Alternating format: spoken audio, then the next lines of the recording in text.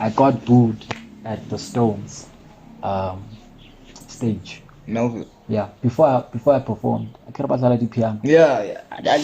Here comes this African guy. Yo, got this day, happy hour. Yeah. You wanna sing to us, dog. They booed me. I sang my stuff. They were like, I sang my other stuff. They were like, okay, you know. So that for me, that she's an interview. Cause I know with you is paradise. Can't stay away. Oh baby, won't you stay with me? I'm by myself. I know there's somewhere we can go and fly. Just together we could get a little lost. We all look good. Ready now, cause any lockdown. We got dogs here on the couch this week. How you doing, brother? I'm good, bro.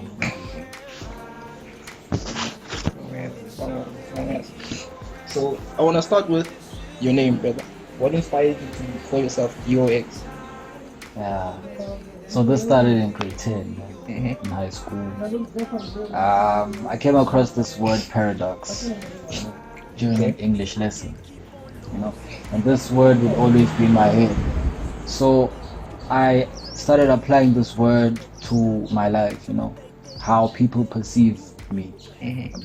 So I'd be in environments where people would perceive me as a certain way, but as soon as I open my mouth, now it's a different idea, because now you know a bit of me. So I was like, paradox. I was like, okay, I'm taking that name. Then I took the D.O.X, the last part of the word, just to make it sound cool. So yeah, that's where paradox is actually taken from. Yeah. D.O.X. Yeah. D.O.X. Sounds interesting. It sounds like something that it happened naturally. It was something that just happened, It was like you hunted it, like, yo, I need a name. And Google stage name. Exactly. And more so, it's going to be difficult for you to find a name for yourself, since you're like an R&B soul kind of artist, and it's difficult to name yourself. Watch John Legend, they just went with their names, So it becomes difficult. So let's move on to your EP, Testify, right? Yeah. So how did you feel when you made that song? Sure. I was in my homie's studio bedroom. Got DK, he does EDM, and we were just playing with sounds, and I played some chords in it, I wouldn't say I was feeling emotional when I made this song, or before making it, but like before making it, there was certain energies, dog. There was hype, in a room where things are just vibing, and it's a vibe. And then I laid down these chords, dog, and then he felt them. I felt them. I started writing instantly. That's when the emotions now started coming out. I was like, yo, you're carried by your music. Yeah, it's an intense song, dog. It's an intense song. It's led by a lot of aggression, from love. So it was one of those things. I was just like, fuck it. Let me pull a Keith Sweat, and sing about how I feel straight up. Yeah. So Testify. So you having said that, like, how many cases are you guilty of doing that? When, like, just, sharper introspection about yourself and what you're going through, whether it be your love life or whatever, and you just put your feelings on paper and you just start singing it. How many times are you guilty of it?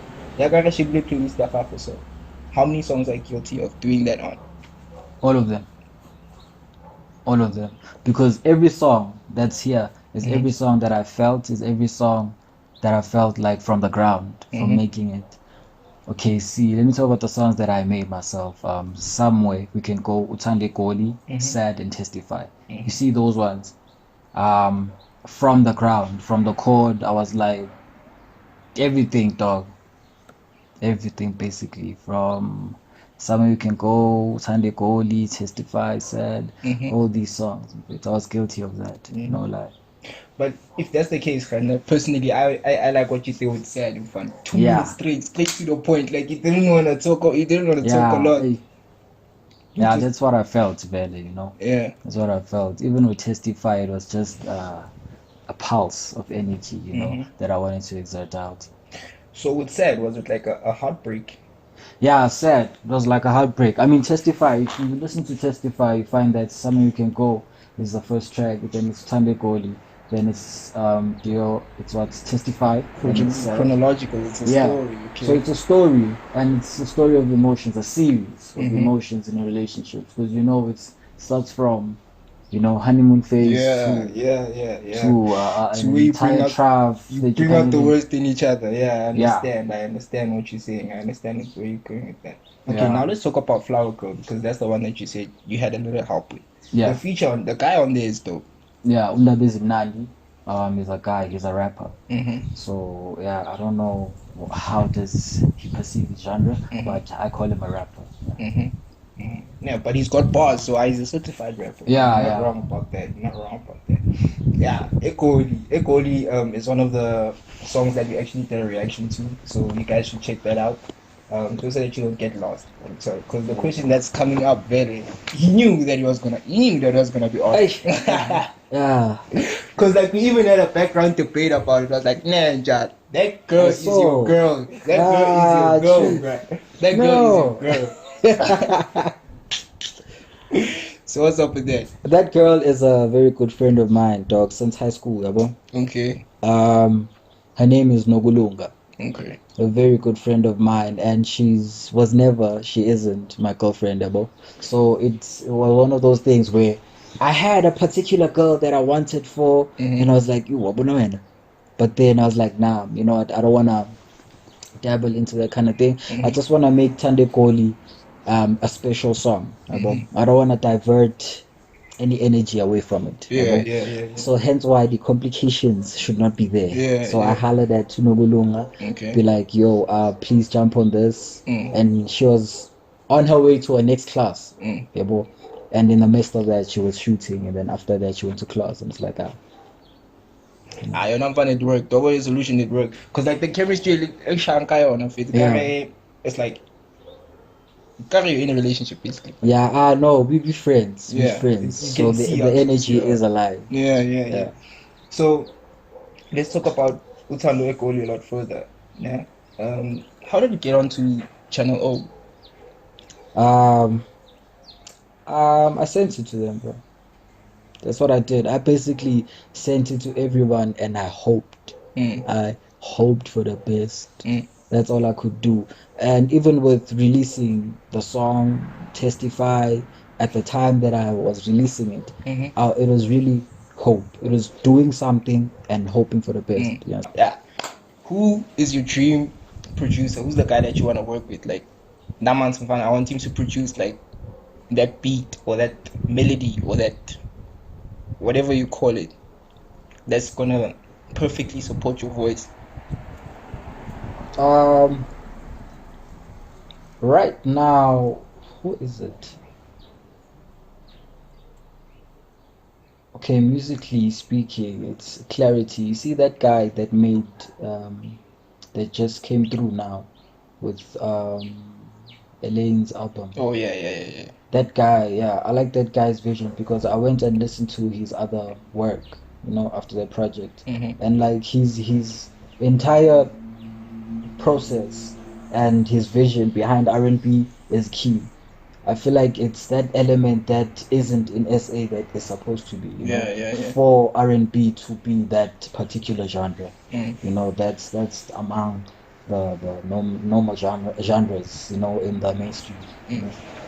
And I like that you spoke about Elaine, because she's one of the biggest R&B soul singers that to come out of South Africa, and her blow up was really cool. So it's cool that you also want to work with someone who's got the potential to take your sound or your music to that kind of level. You get what I'm saying? Yeah, bro. I mean, they always say if you feel like you're the best in the room, then you shouldn't be there. Okay. I think that's how they say it. You shouldn't be the best in the room. You should always have somebody who's better than you, so you can learn from them. After. Yeah. So you can do some self-intro and also challenge yourself. So there's not only competition from that person; it's also competition within yourself. To be better. Okay, so who do you think I don't want to say that you sound like, because that would be offensive as an artist, especially. So I've heard a lot of those though. you sound like this. You see, and available. To be honest, I was thinking of throwing such a question at you, but I know I don't want to do that. Since you mentioned Elaine, so she's someone that you relate your sound to. Yeah. So who else is playing in that field or is in that playground that you know? Honestly, it's local artists right now. Yeah. And it's people like who's this guy?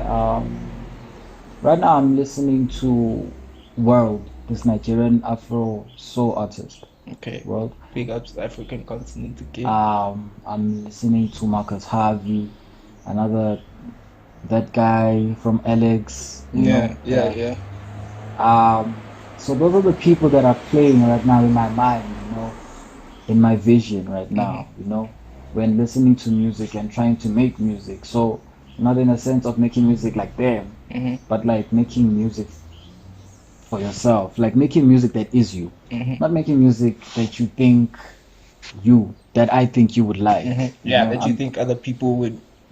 I'm listening to my intuition. It's kind of like my intuition is pulling strings, this is what you must do, this is what you must do, and following that.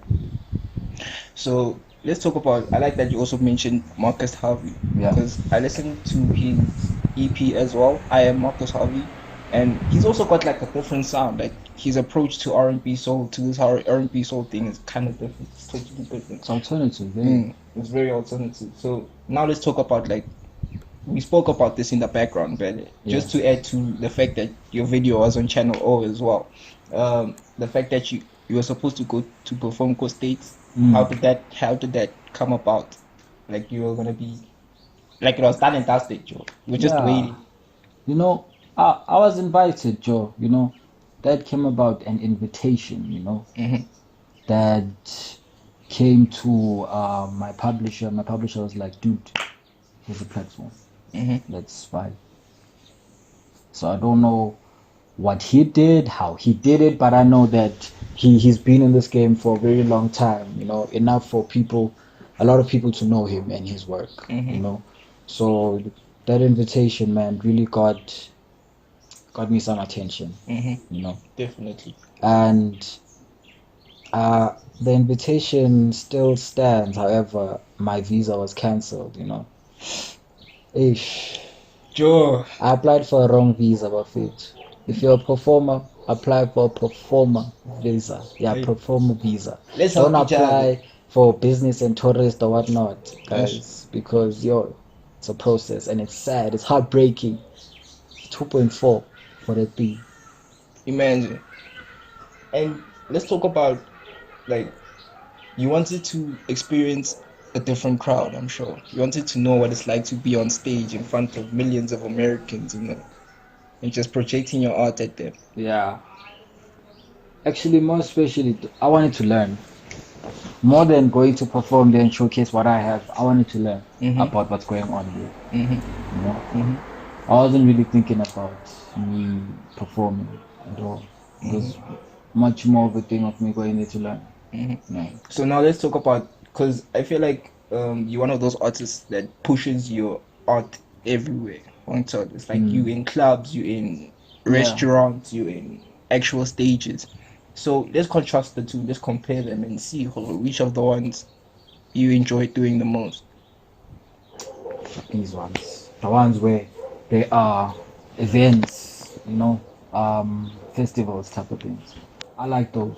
I really like those because and the intimate ones, because that's when you can truly showcase the heights of your craft, your performance, When it's intimate, you can show another side of your performance, the lyrical side. And when it's festival big like this, now you can show the entire performance in your range, the range of your artistic range, basically, Yeah, but this stage is big too. How's the crowd looking? The crowd here was actually a fair amount of crowd. I'm sure like 250 people, The biggest one was the Basha Uhuru one. Basha Uhuru? Yeah, that happened Constitutional Hill. Okay. Yeah. Okay. I think it was last year. Yeah, it happened. That was big because everybody was there. And they loved you. Yeah. Of course they did. I opened for all of those guys, dog. Yeah. So it was an honor as well. I must say, bro. So I always hate doing this to artists. Which one is your favorite one here? Like your favorite song, the one that you play before you go to sleep. The one that I play before I go to sleep. It's Somewhere You Can Go. Strangely. Somewhere You Can Go. You know, strangely. Okay. Because in the daytime I play a Flower Girl, Tandi Goli and Sad, but ebusuku I play Testify, and Somewhere You Can Go. You know? Somewhere You Can Go, yeah. But I'd say playlist, all 5 tracks on the EP are worthy to play anytime.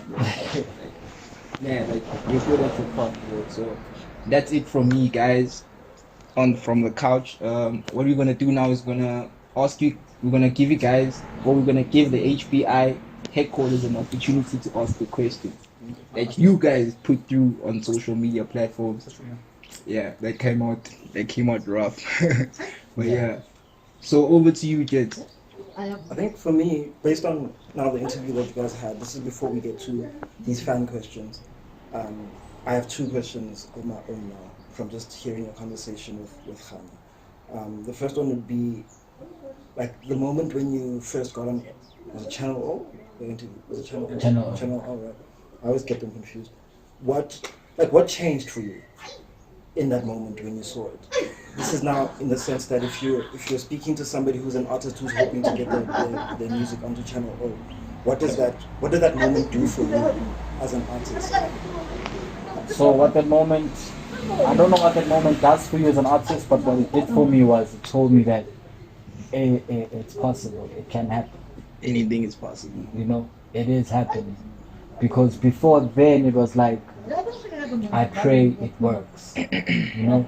But as soon as it played, I was like, so this shit can actually happen. You know? So from there, I was just dumbfounded. I was like, shit. You know? It's done. And yeah, it's done. Basically, I didn't really feel. Some people are asking, yo, aren't you excited? How you feel? Must feel nice, man. I'd be like, yeah, it feels nice. But it's a strange feeling as well because, you know, I can't really feel excited as if now I've achieved something so big. You know, it is very big, but it's the beginning. You know, it's the beginning. It's those first big baby steps. And I think that sort of is a nice segue to the next question that I had, because I was asking you, like, somebody can see when somebody's on a process to you know, wherever they go. Right? And it seems like there's a very set trajectory that you're following, like, you're not Channel O, invited to certain events, you're doing festivals, doing all of this, but you're not yet, or I'm assuming you're not yet where you want to be, right? So what does that process feel like? Because I know a lot of people do things for the hype, and they're like, oh, if I can just get on Channel O, automatically I'm going to be this millionaire. Oh yeah. You know what I'm saying? So how does that, I guess it's also an how do you feel question, but how does the process feel? Like, is it what you thought it would be when you started? Is it what you expected it to be? Is it something completely different? Or, I don't know. Sometimes, okay, parts of it is something that I expected, you know. Some of it is some things that I never expected, you know.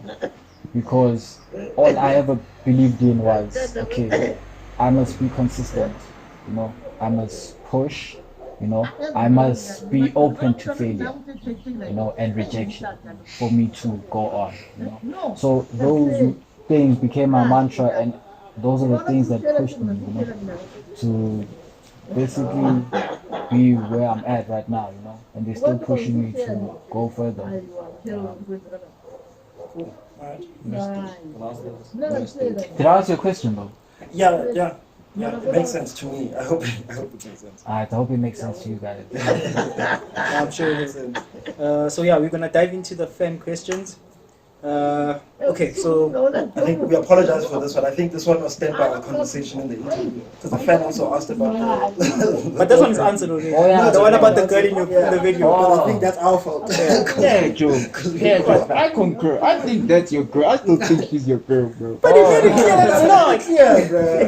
Hey, Mama. It's not. You can't post it on it, right? It's not. No, I'm kidding. Okay, so this one is from Zebo. Yes, this one's from Zebo. The question is, if you could change anything about the industry to help an artist that's like you coming up, to better yourself, what would it be? Access to knowledge, Okay. like about this entire whole music thing, especially the music business part, you know. Yeah. Yeah, like when I start to learn my production software or my instrument, I'm aware of the legalities in music, you know, because we so quick to fall into passion and the love of the art that we forget the career and, you know, commitment behind it. That's a dope answer. Okay, this is the second also from Zero. Who would you most likely want to collaborate with? Most likely want Yeah. to collaborate with Marcus Harvey and Elaine, those people that I've mentioned right now. Yeah. Who else? Manana. Who else?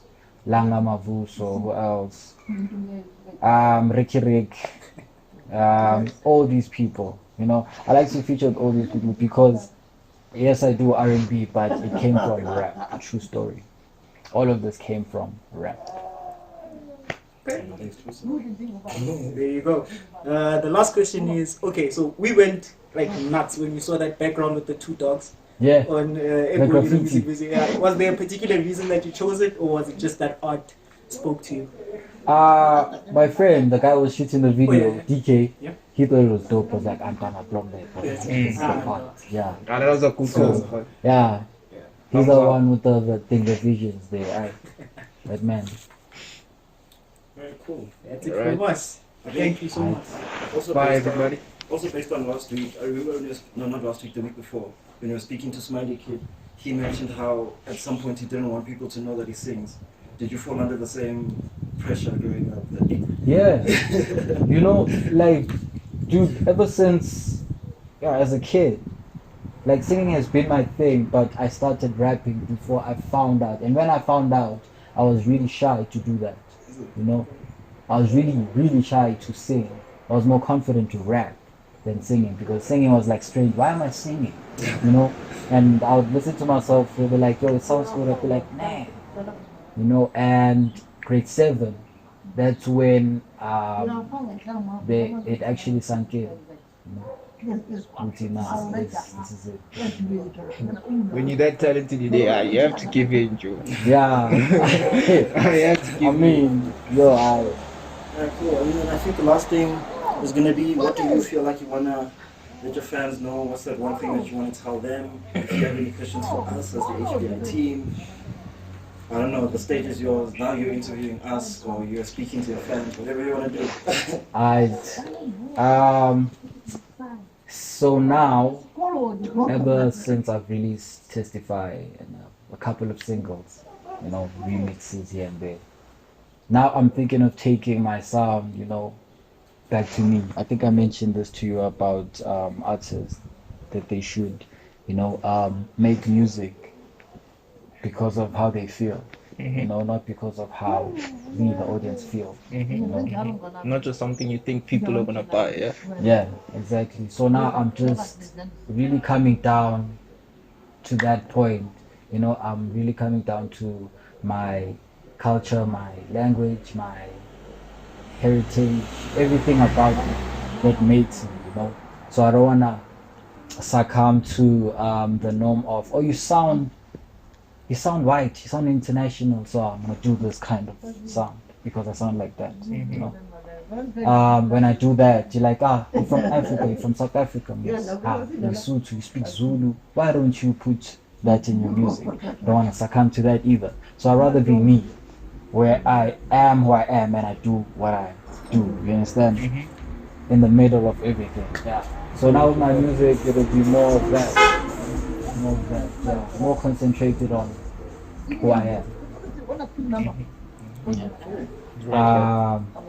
Question. Got a question for you. I got a question for you. Shoot, brother.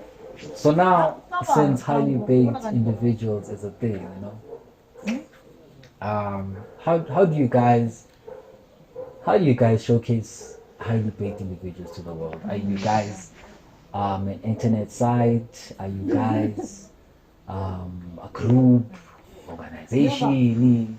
What's going on?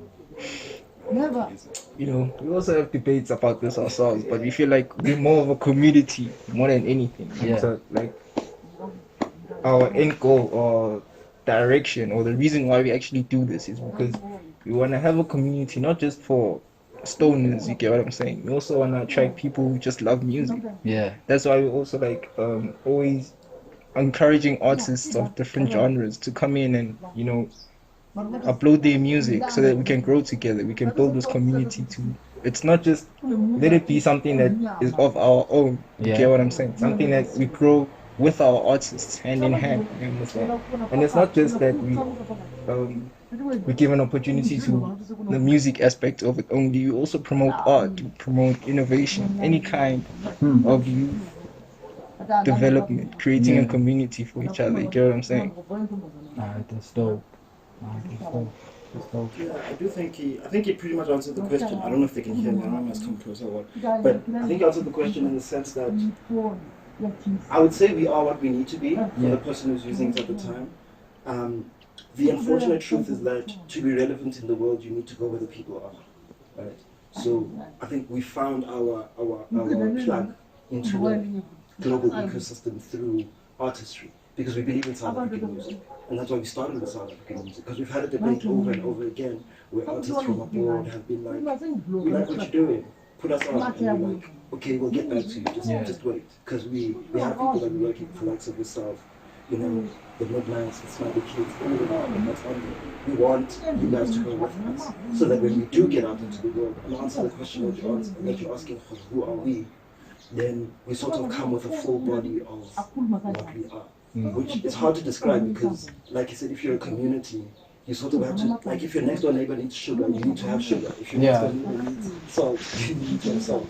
So that's the kind of thing that's coming about. So that's a very difficult question to answer, only because we want to be what people need us to be. Also packed in the sense of, I mean, everybody knows that we're still a community. South Africa stoner laws are this whole mess that's going on and everything like that, which is something that we believe should be fixed. So, you know. So now with that said, do you think you guys can appeal more to the cannabis smoking people only or everyone? No. So that's what I was saying. I think it's for everyone. The only thing. So the way that I think of it, right? Think of like a bar or a chillers or whatever. Yeah. People know that people go there to drink, but you can still walk inside a bar and chill with your friends and get a Coke. Yeah. And be chilling there, or a sharp. Yeah. And you can also light up your doobie and get stoned amongst them and stuff or whatever. It's that kind of thing where, yes, it might seem like in the face value there's a certain group that is catering for, but it shouldn't be that way, or rather, let's say we don't want people to think of it that way. Okay. Yeah, I think just to add on that, the influence or the motivation of it came from cannabis. Yeah. But that's not like Jose is trying to explain that. I think we ran with that, but it's not all about that. So we're still also trying to figure out how we can be appealing to everyone. So yeah, sure. At first it was aimed at stoners, but now we see that, you know what, people who don't actually smoke, want to listen to D.O.XRSA, for example. So yeah, we're just trying to create a community of people and growing South African artists. I feel like South African artists, especially up and coming, are struggling out there, to get a platform. I hated the idea of my brother going to iTunes or going to what's that? Spotify, Tidal. Where we can and have the ability to do something of our own as well. Yeah. So maybe in the future we might change our name. I don't know. I'm just saying. Don't change your name. Don't change your name, because what I like about this is it's highly big individuals who came up with an idea that will impact the community positively. That's how I perceive it. And I hope that everybody else out there will perceive it the same way, because it's the bomb. I mean, it's art. It's hard to define art. Yeah. It's very, So we consider it as art. I think you can come with your own definition of it. It's actually really cool because I know, because I'm still looking to get a tattoo. I've been thinking about it for a really long time. And I came across this video on YouTube where the artist was saying, if you have to explain a tattoo to somebody, then it's worth nothing to the both of you. Yeah. Right. So if you're looking at somebody's art, similar to the dogs that we were talking about in the background, it doesn't matter, because the artist isn't there to explain it to you. So it doesn't matter what the artist was spraying. The fact is they left something there that will mean something to somebody. And it doesn't matter what it means, as long as it's something useful for you. And that's all it has to be. That's really all it has to be. And I think as a musician, that's something that you would understand. Yeah. That's something that, and like you're saying, because you're making music for you, and how somebody receives it. So, it is what it is. You know, you're not using your mouth to speak anymore now, it's more of your heart. Exactly. A part of me, I left with you. Yeah, you're on to that. I Without you inside, I miss you, babe. It saddens me, ooh, baby. This is my question for you, babe. Did you ever really love me? Was it so easy for you, love? This is my question for you, babe. Did you mean the things you said to me? Why have you forsaken me?